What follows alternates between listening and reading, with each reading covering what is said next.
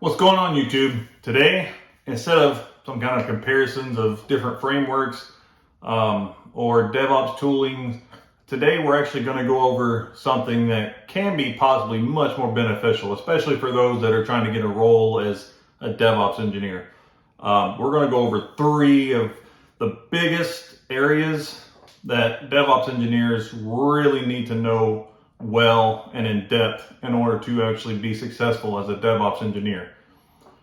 Number one is monitoring. One of the reasons that monitoring is so important is because now in the world of DevOps, so many companies are really switching over to microservice architectures instead of a monolith for their services. And with all those microservices, there are a lot of network calls that has to be made between all the different services in order to complete a whole request. And with all those network calls, of course, networks are known to be very fragile sometimes. So having really in-depth and very complete monitoring in place is very important to make sure that you are alerted as soon as possible when a real problem is actually occurring in any of your microservices. You can create as robust microservices as you want, build all the logic in there as you want to be able to, recover automatically and, do so many great things which are needed.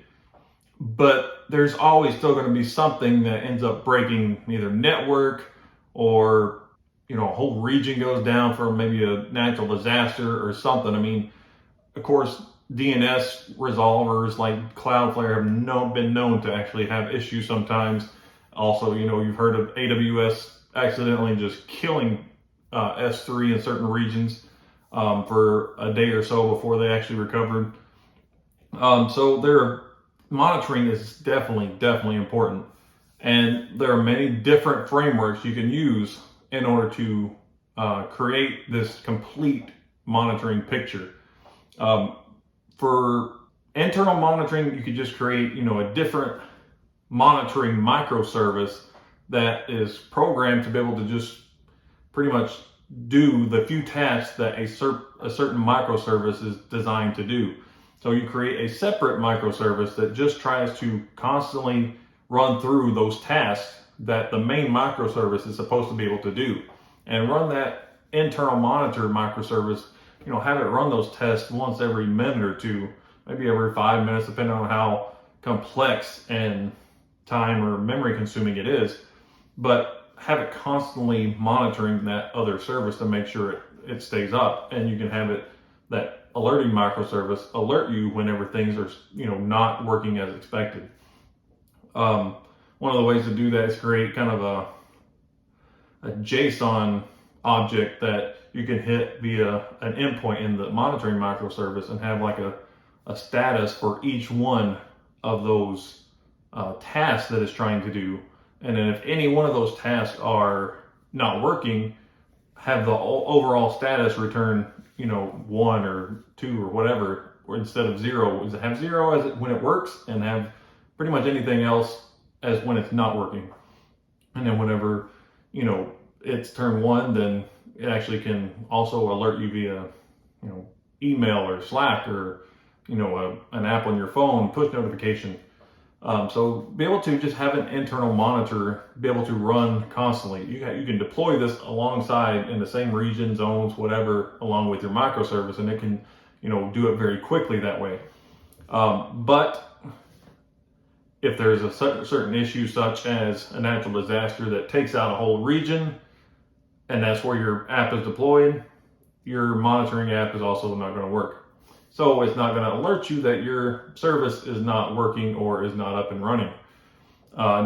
So a different kind of monitoring that you need to do in coordination with internal monitoring is external monitoring, which is using a service outside of your region, such as having New Relic or Datadog or AWS CloudWatch, Firebase monitoring,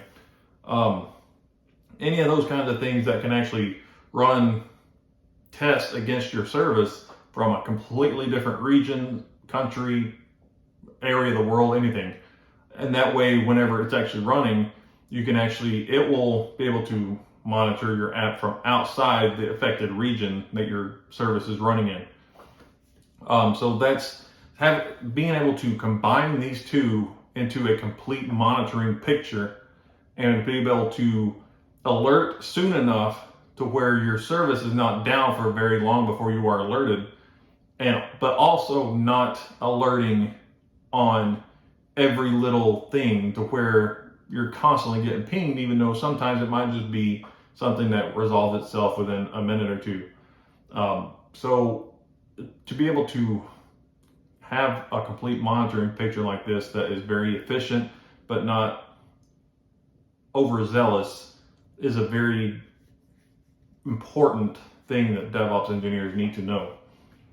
Because when microservices are not running, companies are losing money.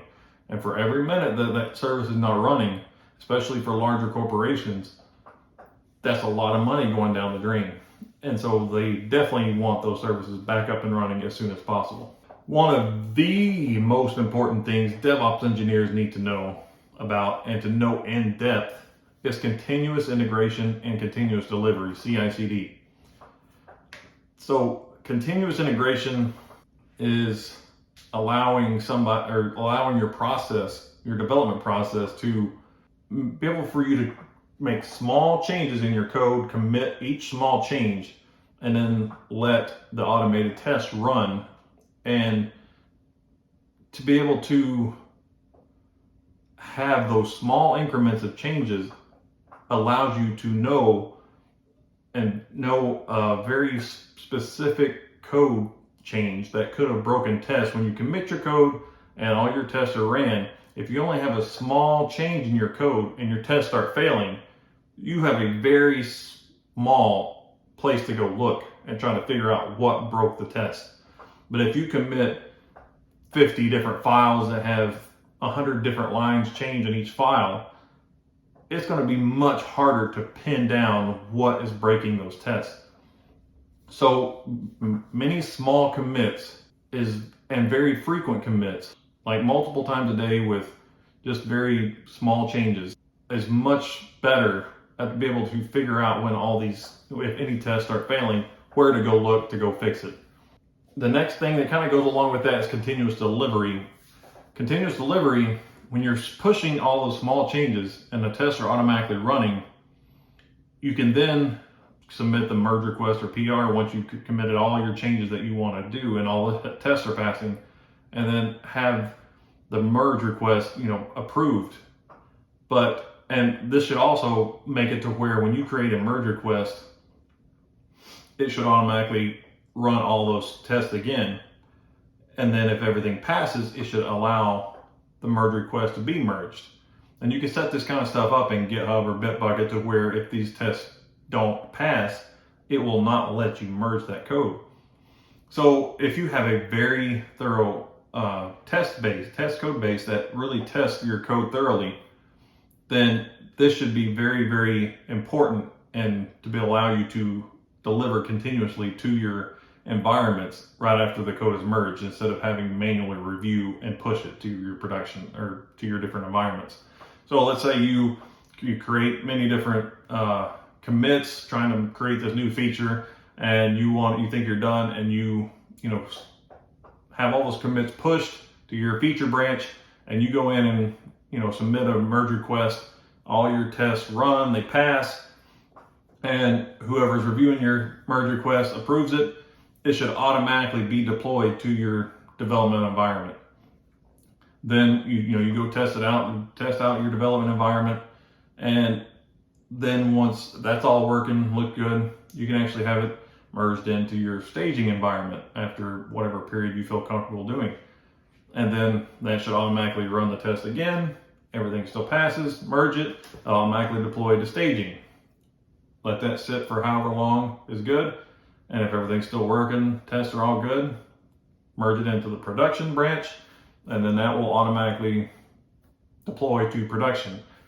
If you have a good enough testing plan out there in your code, and it does good enough for testing all your code, then this shouldn't really be an issue deploying to production without a manual review. One thing you could possibly do is have it to where in your CI/CD pipeline, it will automatically deploy to, if you have multiple regions that you deploy to for production, deploy to one of your lesser used regions, maybe first, and then have it pause and have to have a manual review to let it go on. But go in and manually review that one region after deployed to prod, and then if everything looks good, manually approve it and let it deploy to the rest of them.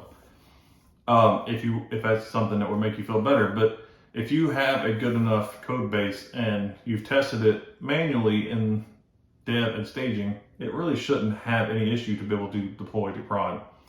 And I mean, this is how a lot of the newer tech companies are doing things, because even if it does somehow work in dev and staging and it breaks something in prod, you can, if the process is fast enough, you can go back and revert the commit and push it all the way through to production relatively quickly, and it's not going to have that much of an effect, like maybe a few minutes or maybe half an hour or something, but at the most, hopefully.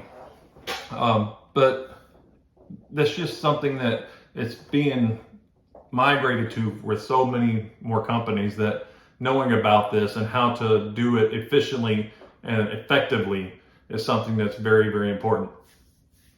And the last thing that out of the three main focus areas that DevOps engineers need to know about is what I just kind of touched on, is automated testing.